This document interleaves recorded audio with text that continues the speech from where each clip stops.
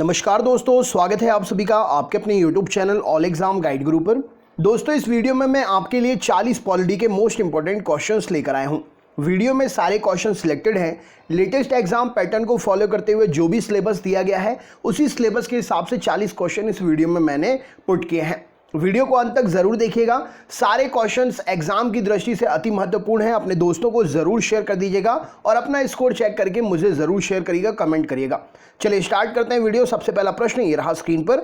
Question number 1 आपसे पूछा गया है, भारत के दूरसंचार और नियामक प्राधिकरण की स्थापना कब हुई थी? भारत के दूरसंचार और नियामक प्राधिकरण की स्थापना कब हुई थी? तो राइट आंसर हो जाएगा ऑप्शन नंबर सी, 1997 कानून के द्वारा संसद के द्वारा भारत के दूरसंचार और नियामक प्राधिकरण की स्थापना हुई थी। संसद ने 1997 में जो कानून पारित किया था उसके द्वारा भारतीय दूरसंचार नियामक प्राधिकरण की स्थापना हुई थी। नेक्स्ट क्वेश्चन देखते हैं क्या पूछा गया है। अगला प्रश्न ये रहा स्क्रीन पर। KPLT करबी पीपुल्स लिबरेशन टाइगर मुख्य रूप से किस प्रदेश में सक्रिय है? करबी पीपुल्स लिबरेशन टाइगर मुख्य रूप से किस प्रदेश में सक्रिय है? तो राइट आंसर क्या हो जाएगा इस प्रश्न के लिए? KPLT जो है ये असम में सक्रिय है। ऑप्शन नंबर सी इस प्रश्न के लिए सही उत्तर हो जाएगा। करबी पीपुल्स लिबरेशन टाइगर असम में सक्रिय है, राइट आंसर हो जाएगा। नेक्स्ट क्वेश्चन देखते हैं। राष्ट्रीय भूमि अधिग्रहण पुनर्वास और पुनर्वास विधेयक का लक्ष्य निम्न में से किसका विकल्प होना है? राइट आंसर क्या हो जाएगा? तो राष्ट्रीय भूमि अधिग्रहण पुनर्वास और पुनर्वास विधेयक का लक्ष्य जो है भूमि अधिग्रहण अधिनियम 1894 का विकल्प है। राइट आंसर हो जाएगा ऑप्शन नंबर 1894 अधिनियम। ऑप्शन नंबर सी यहां पर सही उत्तर हो जाएगा, राइट आंसर है। नेक्स्ट क्वेश्चन देखते हैं क्या पूछा गया है। अगला प्रश्न ये रहा स्क्रीन पर। यदि चुनाव के दौरान चुनाव प्रत्याशियों की संख्या 64 से अधिक हो जाए तो चुनाव आयोग क्या करेगा? सपोज अभी जो चुनाव हो रहे थे, चुनाव के दौरान चुनाव प्रत्याशियों की संख्या 64 से अधिक हो जाए तो चुनाव आयोग क्या करेगा? तो यहां पर चुनाव आयोग जो है इस सीट पर चुनाव EVM की जगह बैलेट बॉक्स से करवाएगा। तो राइट आंसर हो जाएगा बैलेट बॉक्स से। कहां पर चुनाव होते हैं? तो जहां चुनाव प्रत्याशियों की संख्या 64 से ज्यादा होती है, इसीलिए। नेक्स्ट क्वेश्चन देखते हैं क्या पूछा गया। अगला प्रश्न ये रहा स्क्रीन पर। EVM में अधिकतम कितने प्रत्याशी हो सकते हैं? EVM में अधिकतम कितने प्रत्याशी हो सकते हैं? तो राइट आंसर हो जाएगा EVM वोटिंग मशीन में जो है अधिकतम 64 प्रत्याशी हो सकते हैं। राइट आंसर है ऑप्शन नंबर डी, यहां पर सही उत्तर हो जाएगा। नेक्स्ट क्वेश्चन देखते हैं। हाल ही में जो चुनाव हुए हैं उससे संबंधित बेहद बहुत ही इंपॉर्टेंट जानकारी एग्जाम में पूछी जा सकती है, तो इसको जरूर याद कर लें। आपके जनरल नॉलेज के लिए भी अच्छा है, एग्जाम के लिए भी अच्छा है। आमतौर पर चुनाव आयोग के नियम के अनुसार पोलिंग बूथ मतदाता के घर से अधिकतम कितनी दूर हो सकता है? तो आमतौर पर चुनाव आयोग के नियम के अनुसार पोलिंग बूथ जो है मतदाता के घर से अधिकतम 2 किलोमीटर की दूरी पर हो सकता है। ऑप्शन नंबर बी यहां पर सही उत्तर हो जाएगा। नेक्स्ट क्वेश्चन देखते हैं क्या पूछा गया। अगला प्रश्न। एक EVM में अधिकतम कितने मत पड़ सकते हैं? एक EVM में अधिकतम कितने मत पड़ सकते हैं? तो 3840 मत। ऑप्शन नंबर ए यहां पर सही उत्तर हो जाएगा। 3840 मत एक EVM में अधिकतम पड़ सकते हैं। नेक्स्ट क्वेश्चन देखते हैं। भारतीय संविधान के किस अनुच्छेद के तहत लोकसभा में अनुसूचित जाति और जनजाति के लिए आरक्षण दिया गया है? भारतीय संविधान के किस अनुच्छेद के तहत लोकसभा में अनुसूचित जाति और जनजाति के लिए आरक्षण दिया गया है? तो यह आरक्षण अनुच्छेद 330 के तहत मिलता है। राइट आंसर हो जाएगा अनुच्छेद 330। नेक्स्ट क्वेश्चन देखते हैं क्या पूछा गया है। अंडमान निकोबार द्वीप समूह का न्याय क्षेत्र किस न्यायालय की देखरेख में आता है? अंडमान निकोबार द्वीप समूह का न्याय क्षेत्र जो है किस न्यायालय की देखरेख में आता है? तो राइट आंसर हो जाएगा ये पोर्ट ब्लेयर में कलकत्ता हाईकोर्ट की सर्किट बेंच के देखरेख में आता है। अंडमान निकोबार द्वीप समूह का न्याय क्षेत्र जो है पोर्ट ब्लेयर में कलकत्ता हाईकोर्ट की सर्किट बेंच के देखरेख में आता है। नेक्स्ट क्वेश्चन देखते हैं क्या पूछा गया है। केंद्र शासित प्रदेश लक्षद्वीप के न्यायिक क्षेत्र का काम कौन सा न्यायालय करता है? केंद्र शासित प्रदेश लक्षद्वीप के न्याय क्षेत्र का काम कौन सा न्यायालय करता है? तो यहां पर सही उत्तर हो जाएगा केरल हाईकोर्ट जो है केंद्र शासित प्रदेश लक्षद्वीप के न्यायिक क्षेत्र का काम करता है। नेक्स्ट क्वेश्चन देखते हैं क्या पूछा गया है। सुप्रीम कोर्ट के जजों की संख्या को कौन बदल सकता है? सुप्रीम कोर्ट के जो जज होते हैं उनकी संख्या को कौन बदल सकता है? तो राइट आंसर हो जाएगा कानून के द्वारा इनकी संख्या में बदलाव संसद कर सकती है। ऑप्शन नंबर कानून के द्वारा कानून बनाकर संसद जो है इन जजों की संख्या में चेंजेस कर सकती है। नेक्स्ट क्वेश्चन देखते हैं क्या पूछा गया है। सुप्रीम कोर्ट के मुख्य न्यायाधीश के रूप में कार्य करने के लिए व्यक्ति को उच्च न्यायालय में कम से कम कितने वर्ष तक काम करना चाहिए? तो सुप्रीम कोर्ट के मुख्य न्यायाधीश के रूप में काम करने के लिए व्यक्ति को उच्चतम न्यायालय में कम से कम 10 वर्ष तक काम करना चाहिए। राइट आंसर हो जाएगा 10 वर्ष। नेक्स्ट क्वेश्चन देखते हैं क्या पूछा गया है। अगला प्रश्न ये रहा स्क्रीन पर। दिल्ली को एनसीटी राष्ट्रीय राजधानी प्रदेश संविधान के किस संशोधन में बनाया गया? दिल्ली को एनसीटी राष्ट्रीय राजधानी प्रदेश जो है संविधान के किस संशोधन के द्वारा बनाया गया? तो ये हुआ था 69वां संविधान संशोधन। ऑप्शन नंबर बी यहां पर सही उत्तर हो जाएगा। दिल्ली को एनसीटी राष्ट्रीय राजधानी प्रदेश जो है संविधान के 69वें संशोधन के द्वारा बनाया गया था। नेक्स्ट क्वेश्चन देखते हैं। भारत में 3 स्तरीय पंचायती प्रणाली कितनी जनसंख्या के ऊपर वाले राज्यों में है? भारत में 3 स्तरीय पंचायती प्रणाली कितनी जनसंख्या के ऊपर वाले राज्यों में है? तो राइट आंसर हो जाएगा 3 स्तरीय पंचायती प्रणाली जो है 20 लाख से ऊपर की जनसंख्या वाले राज्यों में मिलती है। राइट आंसर हो जाएगा ऑप्शन नंबर सी सही उत्तर है। नेक्स्ट क्वेश्चन देखते हैं। भारतीय संविधान की 6ठी अनुसूची किन 4 राज्यों में अनुसूचित क्षेत्र और अनुसूचित जनजातियों के प्रशासन और नियंत्रण से संबंधित है? तो भारतीय संविधान में 6वीं अनुसूची जो है किन 4 राज्यों में? तो यहां पर सही उत्तर हो जाएगा असम, मेघालय, त्रिपुरा, मिजोरम। इस प्रश्न के लिए सही उत्तर हो जाएगा ऑप्शन नंबर बी यहां राइट आंसर हो जाएगा। भारत की संविधान की 6वीं अनुसूची जो है असम, मेघालय, त्रिपुरा और मिजोरम राज्यों में जनजाति और अनुसूचित जाति के प्रशासन और नियंत्रण से संबंधित है। नेक्स्ट क्वेश्चन देखते हैं क्या पूछा गया है। भारत के संविधान के निम्नलिखित अनुसूची में से कौन सा नया राज्य बनाने के लिए संशोधित किया जाता है? भारत के इन अनुसूचियों में से संविधान की कौन सा नया राज्य बनाने के लिए संशोधित किया जाता है? तो राइट आंसर हो जाएगा जब भी नया राज्य बनता है तो संशोधन पहली अनुसूची में होता है। राइट आंसर हो जाएगा। नेक्स्ट क्वेश्चन देखते हैं क्या पूछा गया है। भारत का संविधान भारत के सुप्रीम कोर्ट को केंद्र और राज्यों के बीच विवादों का निर्णय किस क्षेत्र के तहत लेने का अधिकार देता है? तो भारत का संविधान भारत के सुप्रीम कोर्ट को केंद्र और राज्यों के बीच विवादों का निर्णय क्षेत्र किस अधिकार? तो वास्तविक न्यायाधिकार के क्षेत्र के अंतर्गत देता है। ऑप्शन नंबर बी यहां पर सही उत्तर हो जाएगा। केंद्र और राज्यों के बीच विवादों का निर्णय जो है ये वास्तविक न्यायाधिकार के क्षेत्र में आता है। नेक्स्ट क्वेश्चन देखते हैं क्या पूछा गया है। अगला प्रश्न ये रहा स्क्रीन पर। इनमें से कौन सा राष्ट्रपति चुनाव के लिए चुनावी कॉलेज का चुनावी नियमों का हिस्सा है लेकिन उसकी अपील के लिए कार्यवाही में भाग नहीं लेता है? तो राइट आंसर क्या हो जाएगा। इनमें से कौन सा राष्ट्रपति के चुनाव के लिए चुनावी कॉलेज का हिस्सा है लेकिन उसकी अपील में कार्यवाही नहीं ले सकता है? तो राइट आंसर हो जाएगा राज्य विधानसभा जो है राष्ट्रपति के चुनाव कॉलेज का हिस्सा तो है परंतु अपील के लिए कार्यवाही में भाग नहीं ले सकती है। नेक्स्ट क्वेश्चन देखते हैं। अगला प्रश्न।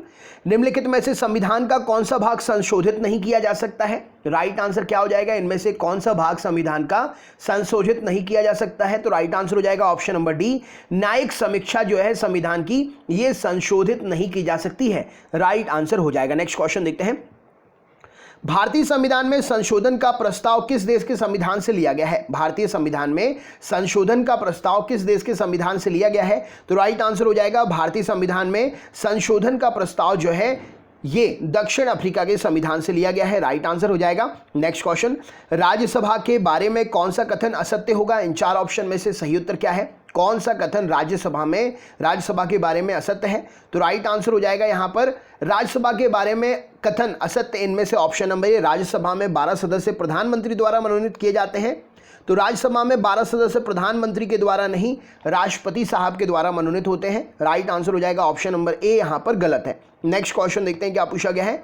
भारत की संसद में कौन कौन होते हैं या भारत की संसद किस किस से मिलकर बनती है? क्या उत्तर हो जाएगा। तो भारत की संसद लोकसभा, राज्यसभा और राष्ट्रपति साहब से मिलकर बनती है। ऑप्शन नंबर डी यहां पर सही उत्तर हो जाएगा। Next question.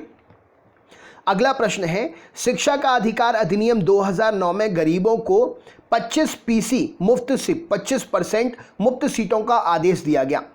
तो 25% मुफ्त सीटों का आदेश दिया गया जिसमें भारत के निम्नलिखित स्कूल हैं। तो किन स्कूलों में जो है 25% मुफ्त सीटें देने के लिए शिक्षा के अधिकार के तहत कहा गया है? तो ये राइट आंसर क्या हो जाएगा। ऑप्शन नंबर सरकारी स्कूल, अनुदानित प्राइवेट स्कूल जो ट्रस्ट पर चलते हैं स्कूल, और बिना अनुदानित private school. Option number D यहां पर सही उत्तर हो जाएगा। राइट आंसर है शिक्षा का अधिकार अधिनियम 2009 में गरीबों को 25% मुफ्त सीट का आदेश जो है सरकारी स्कूल, ट्रस्टी जो स्कूल होते हैं या जो बिना ट्रस्ट के चलते हैं उन सब में 25% गरीबों के लिए मुफ्त सीट आरक्षित की गई है। नेक्स्ट क्वेश्चन देखते हैं क्या पूछा गया। अगला प्रश्न ये रहा स्क्रीन पर। स्वर्ण सिंह समिति ने किसकी सलाह दी थी? स्वर्ण सिंह समिति ने किसकी सलाह दी थी? तो राइट आंसर हो जाएगा भारतीय संविधान में मौलिक कर्तव्यों को शामिल करने के बारे में स्वर्ण सिंह समिति ने सलाह दी थी। राइट आंसर हो जाएगा। नेक्स्ट क्वेश्चन देखते हैं। अगला प्रश्न, लोकसभा की सर्वाधिक सीटें अनुसूचित जनजाति को किस प्रदेश में आरक्षित हैं? लोकसभा की सर्वाधिक सीटें अनुसूचित जनजाति को किस प्रदेश में आरक्षित हैं? तो राइट आंसर हो जाएगा ये सीटें मध्य प्रदेश में आरक्षित हैं। राइट आंसर हो जाएगा। नेक्स्ट क्वेश्चन, भारतीय संविधान द्वारा दिए गए निम्नलिखित मौलिक अधिकारों के कारण गैर अनुदान अल्पसंख्यक संस्थानों को आरटीआई अधिनियम के दायरे से बाहर रखा गया है। भारतीय संविधान द्वारा दिए गए निम्नलिखित मौलिक अधिकारों के कारण गैर अनुदान अल्पसंख्यक संस्थानों को आरटीआई अधिनियम के दायरे से बाहर रखा गया है, मतलब उनके बारे में आप आरटीआई नहीं लगा सकते हैं। तो ये अनुच्छेद 30A के तहत मिलता है। राइट आंसर हो जाएगा ऑप्शन नंबर डी इस प्रश्न के लिए सही उत्तर हो जाएगा। गैर अनुदान अल्पसंख्यक संस्थानों को आरटीआई अधिनियम के दायरे से बाहर अनुच्छेद 30A के तहत रखा गया है। नेक्स्ट क्वेश्चन देखते हैं क्या पूछा गया है। संविधान का अनुच्छेद 123 किससे संबंधित है? क्या उत्तर हो जाएगा? संविधान का अनुच्छेद 123 किससे संबंधित है? तो राइट आंसर हो जाएगा संविधान का अनुच्छेद 123 राष्ट्रपति के अध्यादेश से संबंधित है। ऑप्शन नंबर ए यहां सही उत्तर हो जाएगा। अगला प्रश्न, राष्ट्रपति पूरे देश में या इसके किसी भी हिस्से में अनुच्छेद 352 के तहत राष्ट्रीय आपातकाल किस स्थिति में घोषित कर सकता है? राष्ट्रपति किस स्थिति में आपातकाल राष्ट्रीय आपातकाल घोषित कर सकता है अनुच्छेद 352 के तहत? तो राइट आंसर हो जाएगा बाह्य आक्रमण और सशस्त्र विद्रोह, इन दोनों ही स्थितियों में राष्ट्रपति जो है आपातकाल स्थिति घोषित कर सकता है। राइट आंसर हो जाएगा। नेक्स्ट क्वेश्चन देखते हैं। EVM electronic voting machine Bharat में पहली बार कब प्रयोगात्मक आधार पर शुरू की गई? राइट आंसर क्या हो जाएगा? तो ईवीएम जो है सबसे पहले भारत में 1989 टू 1990 में, ऑप्शन नंबर ए यहां पर सही उत्तर हो जाएगा, प्रयोगात्मक तौर पर शुरू की गई थी ईवीएम वोटिंग मशीन भारत में। नेक्स्ट क्वेश्चन देखते हैं। अगला प्रश्न ये रहा स्क्रीन पर। अब तक किसी भी चुनाव में भारत के किसी भी निर्वाचन क्षेत्र में उम्मीदवारों की अधिकतम संख्या क्या रही है? अब तक किसी भी चुनाव में भारत के किसी भी निर्वाचन क्षेत्र में उम्मीदवारों की अधिकतम संख्या क्या रही है? तो राइट आंसर हो जाएगा 1033 उम्मीदवार अधिकतम अभी तक रहे हैं। राइट आंसर हो जाएगा। नेक्स्ट क्वेश्चन देखते हैं क्या पूछा गया है। राष्ट्रीय वरिष्ठ नागरिक परिषद का अध्यक्ष कौन होता है? राष्ट्रीय वरिष्ठ नागरिक परिषद का अध्यक्ष कौन होता है? तो राइट आंसर हो जाएगा सामाजिक न्याय और अधिकारिता मंत्री जो है राष्ट्रीय वरिष्ठ नागरिक परिषद का अध्यक्ष होता है। अगला प्रश्न देख लेते हैं क्या पूछा गया है। भारत में ईवीएम इलेक्ट्रॉनिक वोटिंग मशीन को चुनाव आयोग द्वारा निम्नलिखित में से किसके सहयोग से तैयार और डिजाइन किया गया है? तो चुनाव आयोग ने किसके साथ मिलकर ईवीएम को तैयार किया है? तो चुनाव आयोग और डीआरडीओ और केंद्रीय इलेक्ट्रॉनिक्स लिमिटेड, इनने मिलकर जो है ईवीएम वोटिंग मशीन जो है तैयार की है। राइट आंसर हो जाएगा। नेक्स्ट क्वेश्चन देखते हैं।